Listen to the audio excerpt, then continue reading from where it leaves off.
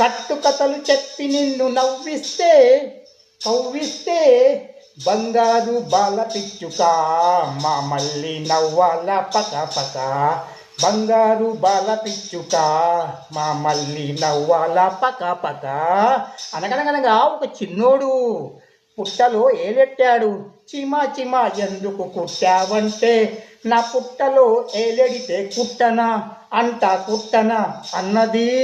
అది విన్న చిన్నోడు ఎక్కి ఎక్కి ఏడ్చాడు. అది విన్న చిన్నోడు ఎక్కి ఎక్కి ఏడ్చాడు.